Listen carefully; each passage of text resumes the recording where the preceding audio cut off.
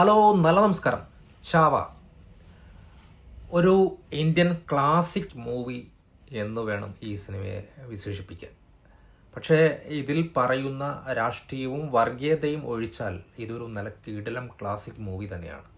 ഇതിൻ്റെ വർഗീയതയും ഇതിൻ്റെ രാഷ്ട്രീയവും ആദ്യം പറഞ്ഞിട്ട് ബാക്കി ഇതിൻ്റെ സിനിമയുടെ ബാക്കി വിശേഷങ്ങൾ പറയണം.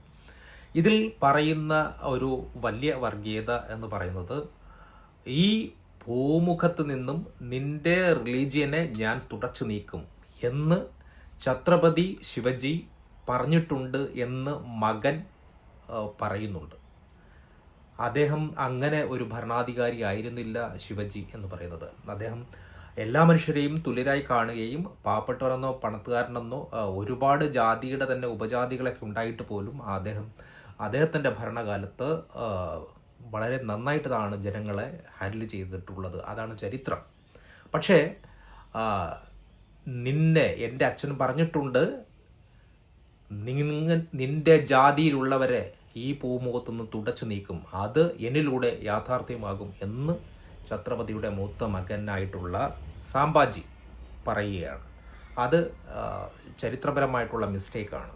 രണ്ടാമത്തത് എന്ന് പറയുന്നത്, ഹിന്ദുസ്ഥാൻ ഹിന്ദുക്കൾക്കുള്ളതാണ് എന്ന് എൻ്റെ പിതാവ് പറഞ്ഞിട്ടുണ്ട് എന്ന് പറയുന്ന നരേഷൻ. അതും ഈ രണ്ട് കുണച്ച വർഗീയതയും രാഷ്ട്രീയവും കൂടി കൂട്ടിക്കലർത്താതിരുന്നുവെങ്കിൽ ഇതൊരു ബെസ്റ്റ്, ഇന്ത്യയിലെ ഒരു നമ്പർ 1 ഈ ഒരു 5 വർഷത്തിനിടയിൽ ഇറങ്ങിയിട്ടുള്ള ഏറ്റവും ബെസ്റ്റായിട്ടുള്ള ഒരു ക്ലാസിക് മൂവി തന്നെയാണ് ചാവ. അപ്പോൾ ഈ സിനിമയുടെ മറ്റു വിശേഷങ്ങളെക്കുറിച്ച് പറയുമ്പോൾ, ഈ സിനിമയുടെ ഫസ്റ്റ് പോസിറ്റീവ് എന്ന് പറയുന്നത്, ഈ സിനിമയുടെ മെയിൻ കഥാപാത്രം അവതരിപ്പിച്ചിരിക്കുന്ന വിക്കി കൗഷ്, അദ്ദേഹത്തിൻ്റെ ആ ഒരു പെർഫോമൻസ് തന്നെയാണ് ഈ സിനിമയുടെ വലിയൊരു പോസിറ്റീവ്. കാരണം അദ്ദേഹം ഒരു ആചാരബാഹുവായിട്ടുള്ള, ഒരു അധികാരത്തിൻ്റെ ഒരു ഭയമില്ലാത്ത, ഒരു ഗാംഭീര്യമുള്ള ഒരു നടൻ, അങ്ങനെയുള്ള ഒരു രാജാവായിട്ട് അദ്ദേഹത്തെ അവതരിപ്പിച്ചിരിക്കുന്നു. ഛത്രപതി ശിവജിയുടെ മൂത്ത മകനായിട്ടുള്ള, ഛത്രപതിയുടെ മരണത്തിന് ശേഷം ഭരണം ഏറ്റെടുക്കുന്ന നന്നായിട്ട് തന്നെയാണ് കൗശിക്ക് അവതരിപ്പിച്ചിട്ടുള്ളത്. സെക്കൻഡ് പോസിറ്റീവ് എന്ന് പറയുന്നത്, ഇതിൻ്റെ ഓപ്പോസിറ്റ് നെഗറ്റീവ് കഥാപാത്രം ചെയ്തിട്ടുള്ള അക്ഷയ് ഖന്ന അവതരിപ്പിച്ച ആ ഒരു കഥാപാത്രം, എൻ്റെ അമ്മയെ എന്തൊരു ഡെപ്തുള്ള കഥാപാത്രം എന്നറിയാമോ. അദ്ദേഹത്തിൻ്റെ ഡയലോഗ് വളരെ കുറവാണ്. അദ്ദേഹം കണ്ണും മൂക്കും ചെവിയും വിരലും കൊണ്ടൊക്കെ അഭിനയിക്കുകയാണ്. കിടക്കുമ്പോൾ പോലും, ആഹാരം കഴിക്കുമ്പോൾ പോലും ഒരു നടത്ത വരെയുണ്ട് അതിൽ. ആ നടക്കുമ്പോൾ പോലും അദ്ദേഹത്തിൻ്റെ ശരീരം കൊണ്ട് അദ്ദേഹം മൊത്തത്തിൽ അഭിനയിക്കുകയാണ്. അദ്ദേഹത്തെയാണ് നമുക്കൊരു കംപ്ലീറ്റ് ആക്ടർ എന്നൊക്കെ പറയാൻ പറ്റുന്ന ഒരു നല്ല രീതിയിലുള്ള പെർഫോമൻസാണ് അക്ഷയ് ഖന്ന ഇതിൽ നിർവഹിച്ചിട്ടുള്ളത്. നെഗറ്റീവ് ഷെയ്ഡാണെങ്കിൽ പോലും അദ്ദേഹം കിടിലമായിട്ടാണ് അദ്ദേഹം ചെയ്തിരിക്കുന്നത്. അത് കഴിഞ്ഞിട്ട് എനിക്ക് ഒരു മിസ്കാസ്റ്റിംഗ് ആയിട്ട് എനിക്ക് തോന്നിയത്, രശ്മിക മന്ദാനയുടെ പെർഫോമൻസ് ഇത്തിരി മോശമായി എനിക്ക് തോന്നി. കാരണം അദ്ദേഹം കുറച്ച് കൂടുതൽ ക്യൂട്ട്നെസ് ഒക്കെ ഇട്ടിട്ടുണ്ട്. പക്ഷേ ഈ അവസാനത്തെ ആ ഒരു ലാപ്പിൽ കുറച്ച് ഇമോഷൻസ് ഇത് ചെയ്യേണ്ടതായിട്ടുണ്ട്. അത് വളരെ വൾഗറായിട്ട് എനിക്ക് തോന്നി. ഇമോഷൻസിനെ ഇത്തിരി നന്നായിട്ട് പ്രസൻറ്റ് ചെയ്യാനുള്ള ഒരു ശ്രമം ഉണ്ടാകേണ്ടതായിരുന്നു രശ്മിക മന്ദാന. രശ്മികയ്ക്ക് പകരമായിട്ട് ഔറംഗസേബിൻ്റെ മകളായിട്ട് അഭിനയിച്ചിട്ടുള്ള ഡയാന പെറ്റി, ആ കഥാപാത്രം അവതരിപ്പിച്ച ഡയാനയെ പിടിച്ച് മഹാറാണിയാക്കി അയക്കാൻ മതിയായിരുന്നു. മാതാശ്രീയായിട്ട്, അതായത് ശിവജിയുടെ ഭാര്യയായിട്ട് അഭിനയിച്ചിട്ടുള്ള ദിവ്യ ദത്ത പുള്ളിക്കാരിയും വളരെയധികം ഗംഭീരമായിട്ടാണ് ഒരു രാജാവിൻ്റെ പത്നി എന്നുള്ള നിലയ്ക്ക്, അല്ലെങ്കിൽ ഒരു വിധവ എന്നുള്ള നിലയ്ക്ക് ആ സ്ത്രീ വളരെയധികം പെർഫെക്റ്റായിട്ടാണ് ഇത് മരണം വരെയും നല്ല പെർഫെക്റ്റായിട്ടാണ് ആ ഒരു അധികാരത്തിൻ്റെ ഇത് മുഖത്തെല്ലാം വരികയും കൃത്യമായിട്ട് മക്കളെ നന്നായിട്ട് നോക്കാൻ ശ്രമിക്കുകയും ചെയ്യുന്നു. ചെറുമക്കളെ നന്നായിട്ട് നോക്കുന്നു. ആ ഒരു ക്യാരക്ടർ വളരെയധികം ഫീൽ ഉണ്ടാക്കുന്ന ഒരു ക്യാരക്ടറായിരുന്നു. അതോടൊപ്പം തന്നെ അഷിത ഘോഷ് ചെയ്ത മാമ എന്ന് പറയുന്ന ആ റോള്, അത് വളരെ ഗംഭീരമായിട്ടുള്ള ഒരു റോള് തന്നെയാണ് ചെയ്തിരിക്കുന്നത്. പിന്നെ ഇതിൻ്റെ ബാക്ക്ഗ്രൗണ്ട് സ്കോർ എ റഹ്മാനാണ് ഇത് ചെയ്തിരിക്കുന്നത്. ചില സ്ഥലങ്ങളിൽ എനിക്ക് അത്ര ഇഷ്ടപ്പെട്ടില്ല. കാരണം മറ്റൊന്നുമല്ല, ചില ഇമോഷൻസ് ആയിട്ടുള്ള ചില സ്ഥലങ്ങളിലൊക്കെ ഒരുപാട് ഹാർഡ് മ്യൂസിക്, വെസ്റ്റേൺ മ്യൂസിക് കയറ്റി അതിൻ്റെ ആ ഒരു ഭംഗി അല്ലെങ്കിൽ ആ ഒരു ഫീലിംഗ് ഇത്തിരി കൂടി ഇല്ലാതാക്കാൻ ശ്രമിച്ചിട്ടുണ്ട് എന്നെനിക്ക് ചില സ്ഥലങ്ങളിൽ തോന്നി. മൊത്തത്തിലെടുക്കുമ്പോൾ എ റഹ്മാൻ്റെ ഇത് ബാക്ക്ഗ്രൗണ്ട് സ്കോർ വളരെ ഗംഭീരമാണ്. പക്ഷേ ചില സ്ഥലങ്ങളിൽ എനിക്ക് ഇത്തിരി ഒരു കല്ലുകടി പോലെ എനിക്ക് ഫീൽ ചെയ്തു. രണ്ടോ മൂന്നോ പാട്ടാണ് തോന്നുന്നു മൊത്തത്തിലുള്ളത്. അത് വളരെയധികം കറക്റ്റ് സ്ഥലത്താണ് പ്ലേസ് ചെയ്തിരിക്കുന്നത്. നല്ല ഫീൽ ഉണ്ടാക്കുന്ന രീതിയിലുള്ള പാട്ട്. അതോടൊപ്പം തന്നെ ഇതിൻ്റെ കുറേ ചില സീനുകളൊക്കെ എന്ന് പറഞ്ഞാൽ വളരെയധികം ഗംഭീരമായിട്ടുള്ള സീനുകളാണ്. പ്രത്യേകിച്ച് ഗറില്ല യുദ്ധമുറകൾ ഇതിൽ നന്നായിട്ട് പരീക്ഷിക്കുന്നുണ്ട്. പക്ഷേ ഗറില്ല യുദ്ധമുറകൾ പരീക്ഷിക്കപ്പെടുമ്പോൾ അത് ചരിത്രപരമായിട്ടുള്ള ഒരു വലിയ വിഡ്ഢിത്തമാണ് എന്നുകൂടി ഞാൻ പറഞ്ഞു വയ്ക്കാൻ ആഗ്രഹിക്കുന്നു.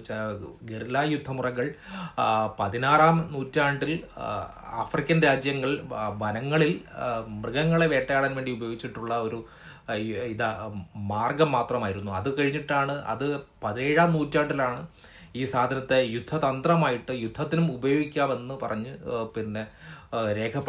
ചരിത്രത്തിൽ രേഖപ്പെടുത്തുന്നത്. പക്ഷേ 16-ാം നൂറ്റാണ്ടിൽ നടക്കുന്ന ഈ കഥയിൽ എങ്ങനെ ഗറില്ല യുദ്ധം വന്നു എന്നുള്ളത് ഒരു ക്വസ്റ്റ്യൻ മാർക്കാണ്. അത് ചരിത്രപരമായിട്ടുള്ള ഒരു വലിയ വിഡ്ഢിത്തമായിട്ട് എനിക്ക് തോന്നി. എങ്കിൽ പോലും ആ ഗറില്ല യുദ്ധത്തിൻ്റെ ആ ഒരു സ്റ്റൈല് ഗംഭീരമായിട്ട് എനിക്ക് ഫീൽ ചെയ്തു.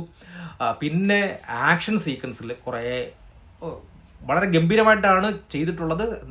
പക്ഷേ അതിൽ 2-3 നെഗറ്റീവായിട്ട് എനിക്ക് തോന്നിയിട്ടുള്ളത് ഈ കയർ കെട്ടി തൂക്കി വലിക്കുന്ന ഒരു സംഭവം. താഴെ നിന്നും ഒരു രാജകൊട്ടാരത്തിൻ്റെ ടോപ്പിലേക്ക് നിൽപ്പിലേക്ക് പൊങ്ങിപ്പോകുന്ന ഒരു സീന്, ചാടി കയറുന്ന സീനാണ്. എന്നിട്ട് ശത്രുവിനെ അവിടെ കൊട്ടാരത്തിന് മുകളിൽ വെച്ച് കൊല്ലുകയും അത് കഴിഞ്ഞിട്ട് സിംഹത്തിൻ്റെ ഒരു പരിപാടിയുണ്ട്. ആ ഒരു ചാടിക്കയറ്റം റോപ്പിൽ കെട്ടി വലിക്കുന്നതാണ് എന്ന് കൃത്യമായിട്ട് തന്നെ പറയാൻ പറ്റുന്നുണ്ട്. അതോടൊപ്പം തന്നെ ശാന്തമായി ഒഴുകുന്ന നദിയിൽ കൂടെ പറന്നു വന്നിട്ട് അമ്പെയ്യുന്നു ഒരു സംഭവം. അതോടൊപ്പം തന്നെ ജനസാഗരം ഉള്ള ഒരു മേഖലയിൽ ഭൂമിയുടെ അടിയിൽ നിന്നും പെട്ടെന്ന് വന്നിട്ട് അമ്പെയ്യുന്നു. അങ്ങനെയുള്ള പിന്നെ കയറിൽ കെട്ടിയുള്ള ഒരു ഫൈറ്റ്, അങ്ങനെയുള്ള കുറേ സംഭവങ്ങളൊക്കെ ഇത്തിരി ആക്ഷനിൽ ഒരു അതിശയോക്തി തോന്നുന്ന രീതിയിലുള്ള ഇതാണ് തോന്നിയത്. പക്ഷേ മൊത്തത്തിൽ നോക്കുമ്പോൾ ആക്ഷൻ സൂപ്പറായിട്ടുണ്ട്. കാരണം ഒരു 7-8 കുറേ സാധനങ്ങളുണ്ട്, കുറേ സാധനങ്ങളുണ്ട്. അതിൽ ചില സംഭവങ്ങളൊക്കെ സൂപ്പറായിട്ടുണ്ട്. ചിലതൊക്കെ വളരെ നെഗറ്റീവായിട്ട് എനിക്ക് തോന്നി. ഇത്തിരി കെട്ടിവലിക്കലും തൂങ്ങലും ഒക്കെ അത് ഇത്തിരി ബോറിംഗ് ആയിട്ട് തോന്നി. പിന്നെ VFXൽ ചില സാധനങ്ങൾ, അതിൽ പ്രത്യേകിച്ച് ഒരു സിംഹത്തിൻ്റെയും ആനയുടെയൊക്കെ സീനുകളൊക്കെ 30 സെക്കൻഡ് പോലും ഇല്ല. അതൊക്കെ സിംഹത്തിൻ്റെ ആ ഒരു സാധനം ഇത്തിരി കൂടി നന്നാക്കാമായിരുന്നു. VFXും അതോടൊപ്പം തന്നെ ഗ്രാഫിക്സും നന്നായിട്ട് തന്നെ അത് ചെയ്യേണ്ടതായിരുന്നു എനിക്ക് തോന്നി. ഗ്രാഫിക്സ് ആ ഭാഗത്ത്, സിംഹത്തിൻ്റെ ആ ഭാഗത്ത് ഇത്തിരി മോശമായിട്ട് എനിക്ക് ഫീൽ ചെയ്തു. അതോടൊപ്പം തന്നെ ഗ്രാഫിക്സിൻ്റെ ഒരു ഏറ്റവും ബെസ്റ്റ് ആയിട്ടുള്ള എനിക്ക് തോന്നിയ ഒരു സാധനം എന്ന് പറയുന്നത് ഒരു വലിയ സൈന്യത്തെ കാണിക്കുന്നുണ്ട്. ഇത് ടോപ്പ് ഷോട്ടാണ്. സൈന്യം ഇങ്ങനെ പോകുന്നതായിട്ട് ഒരു എത്ര കിലോമീറ്ററോളം ആ ഒരു സാധനം വളരെ ഗംഭീരമായിട്ടാണ് കാണിച്ചിട്ടുള്ളത്. പിന്നെ ആനയുടെ സാധനവും ഇത്തിരി ബോർ എന്ന് പറയുമ്പോൾ ഗ്രാഫിക്സ് അത് നന്നായിട്ട് ശ്രദ്ധിക്കേണ്ടതായിരുന്നു. ഒരു 10 സെക്കൻഡ് മാത്രമുള്ള ഒരു സീനാണ്. ആ സീനത്തിൽ കൂടി നന്നായിട്ട് ശ്രദ്ധിക്കേണ്ടതായിരുന്നു. ബാക്കി നോക്കുമ്പോൾ ഗ്രാഫിക്സ് വളരെയധികം നന്നായിട്ടുണ്ട്. പിന്നെ ഞാൻ ഇതുവരെയും ഒരു സിനിമയിൽ കാണാത്ത ഒരു വലിയ ഒരു സംഭവം എന്ന് പറയുമ്പോൾ ലൈറ്റിങ്ങിനും കളറിങ്ങിനും ഇത്രയും പ്രാധാന്യമുള്ള ഒരു സിനിമ. ഈ സിനിമയുടെ ഒരു 60% ഷോട്ടുകളും തന്നെ നൈറ്റ് മോഡാണ്. അപ്പോൾ ഈ നൈറ്റ് മോഡിൽ ഈ ഒരുപാട് ലൈറ്റ് എന്ന് വെച്ച് കഴിഞ്ഞാൽ ചില സീനുകളുണ്ട്, വികാരം വരുന്ന ചില സീനുകളുണ്ട്. യുദ്ധത്തിന് വേണ്ടി രാത്രിയിൽ വിശ്രമിക്കുന്ന സമയത്ത് ഈ നദിയിൽ നിന്നും ചന്ദ്രൻ്റെ വെളിച്ചം ഇങ്ങനെ ഇതായിട്ട് ആൾക്കാരുടെ മുഖത്തടിക്കുന്ന ആ ഒരു സംഭവം, നദിയിലേക്ക് ചന്ദ്രൻ്റെ പ്രകാശം അടിച്ചിട്ട് അവിടെ നിന്ന് റിഫ്ലക്റ്റ് ചെയ്ത് വരുന്ന ആ ഒരു സംഭവം വളരെയധികം ഗംഭീരമായിട്ട് ലൈറ്റിങ്ങിൻ്റെ ഒരു സംഭവം, ഒരു ഭംഗിയാവും. മൊത്തത്തിൽ നോക്കുമ്പോൾ ഒരു കിടിലം ഭംഗിയാണ് ആ ലൈറ്റിങ്ങിൻ്റെ കാര്യത്തിൽ. അതോടൊപ്പം തന്നെ അതിൻ്റെ മാച്ചായിട്ടുള്ള കളറിങ്, ഈ 2 സാധനത്തിനും ഇത്ര ഇമ്പോർട്ടൻ്റ് ഒരു സിനിമയിലും ഞാൻ ഈ ഇടയ്ക്കൊന്നും കണ്ട സിനിമകളിൽ ഒന്നും തന്നെ ഇല്ല. മൊത്തത്തിൽ ഈ സിനിമ ഒരു തിയേറ്റർ എക്സ്പീരിയൻസ് ചെയ്യേണ്ട ഒരു സിനിമയാണ്. അതോടൊപ്പം തന്നെ ഇതിൻ്റെ കുറേ ഇമോഷൻസ് ആയിട്ടുള്ള ചില സാധനങ്ങളുണ്ട്. അവസാനം വരുമ്പോൾ കുറേ ടോർച്ചറിങ് ഒക്കെ ഉണ്ട്. ആ ടോർച്ചറിങ് ഒക്കെ ഇത്തിരി ഓവറാണോ എന്നെനിക്ക് തോന്നി. കാരണം ബൈബിളിൽ പോലും ക്രിസ്തുവിന് പോലും ഇത്രയും പീഡനങ്ങൾ സഹിക്കേണ്ടി വന്നിട്ടില്ല എന്നുള്ള രീതിയിൽ തോന്നുന്ന വിധത്തിലാണ് ഇതിൻ്റെ ടോർച്ചറിങ്. അവസാനത്തെ ഒരു 40 മിനിറ്റുള്ള ആ ഒരു സിനിമയുടെ പോക്ക് എന്ന് പറയുന്നത് വെരി ഹൈ ആണ്. ഇമോഷൻസ് ആയിട്ടുള്ള ഒരു ചില സാധനങ്ങളുണ്ട്. അതെന്ന് പറയുമ്പോൾ കണ്ണ് നിറയ്ക്കുന്ന ചില സാധനങ്ങളുണ്ട്. രാജാവിനെ കൊലമരത്തിൽ തൂക്കിയിട്ടിട്ട് പിന്നെ അവിടുത്തെ കവിയായിട്ട് അഭിനയിച്ചത് വിനീത് കുമാർ സിംഗ് അവതരിപ്പിച്ച കവി ആയിട്ടുള്ള രംഗം. അദ്ദേഹം ഇങ്ങനെ രാജാവിനെ ഇങ്ങനെ പറഞ്ഞു പാടി പുകഴ്ത്തി പോവുകയാണ്. മരണം മുന്നിലാണ്. രാജാവ് അവിടെ പിന്നെ കൊലമരത്തിൽ തൂങ്ങിക്കിടക്കുന്നു. മറ്റേ ആളെ കവിയായിട്ടുള്ള ആളെ കൊല്ലാൻ വേണ്ടി കൊണ്ടുപോകുന്നു. അപ്പോൾ അവിടെ ഉണ്ടാകുന്ന ഒരു 5 മിനിറ്റ് ദൈർഘ്യമുള്ള സംഭാഷണം ഉണ്ടല്ലോ, ശരിക്ക് ടച്ചിങ് ആയിട്ടുള്ള ഒരു സംഭാഷണമാണ്. ശരിക്ക് സങ്കടം വന്നിട്ട് കണ്ണ് നിറയുന്ന ഒരു സീനാണ് അത് എന്ന് പറയുന്നത്. കിടിലം. മുഖത്തോട് മുഖം നോക്കാതെ പരസ്പരം വിഭിന്നമായ 2 ദിശയിലേക്ക് പോകുന്ന ആൾക്കാർ. അപ്പോൾ അവർ സംസാരിക്കുന്ന ആ ഒരു ഫീല് സിനിമയ്ക്ക് നൽകിയിരിക്കുന്ന ഇത് വേറെ ലെവലാണ്.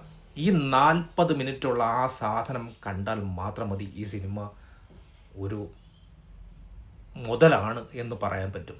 അതുകൊണ്ട് തന്നെയാണ് ഈ സിനിമ ഒരു ക്ലാസിക് മൂവിയാണ്, ഇന്ത്യൻ ക്ലാസിക് മൂവിയാണ്. ഇതിൻ്റെ രാഷ്ട്രീയവും വർഗീയതയൊക്കെ മാറ്റി നിർത്തിയാൽ ഇതൊരു ക്ലാസിക് മൂവി തന്നെയാണ്.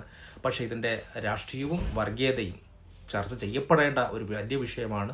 കാരണം ഇതിൽ പറയുന്ന ഇതിൻ്റെ തിരക്കഥാകൃത്തിൻ്റെ രാഷ്ട്രീയം അദ്ദേഹം ഇതിൽ തിരികെ കയറ്റി എന്നുള്ളതാണ് ഇത് ഞാൻ മനസ്സിലാക്കുന്നത്. ഞാൻ അദ്ദേഹത്തിൻ്റെ ഫേസ്ബുക്കിൻ്റെ ഡീറ്റെയിൽ എല്ലായിടത്തും നോക്കിയപ്പോൾ മനസ്സിലായത് അദ്ദേഹത്തിൻ്റെ രാഷ്ട്രീയം ഒരു രാഷ്ട്രീയ ഇതിലേക്ക് തിരികെ കയറ്റാൻ ശ്രമിച്ചു എന്നതുകൊണ്ട് മാത്രം ഈ സിനിമ ഒരു നെഗറ്റീവ് ഷെയ്ഡിലേക്ക് പോകാതിരിക്കട്ടെ. ഇത് ഇനി നാളെ ചരിത്രമാണ് എന്ന് ഒരിക്കലും പറയാൻ പാടില്ല.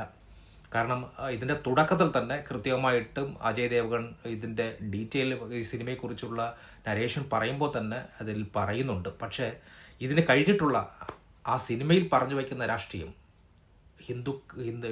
ഹിന്ദുക്കൾക്കുള്ളതും ആ ഒരു സബ്ജക്റ്റും നിൻ്റെ റിലീജിയൻ, അതായത് റിലീജിയൻ എന്ന് പറയുന്നത് ഓപ്പോസിറ്റ് നിൽക്കുന്നത് ഔറംഗസേബുമാണ്, മുസ്ലിമാണ്. അദ്ദേഹത്തിൻ്റെ റിലീജിയൻ ഈ ഭൂമുഖത്ത് നിന്ന് തുടച്ചു നീക്കും.